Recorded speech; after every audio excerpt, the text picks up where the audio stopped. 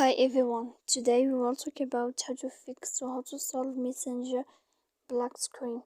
To know how to fix or how to solve Messenger black screen, you should just go to settings like this. We will click.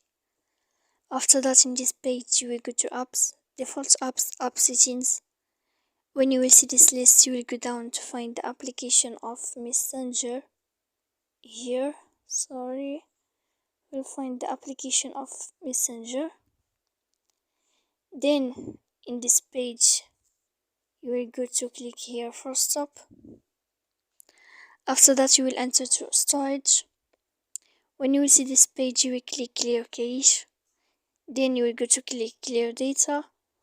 And after all that, when you will end this, you can turn off your phone. So please don't forget to support us by like and subscribe. See you next time in another video, and thank you for watching.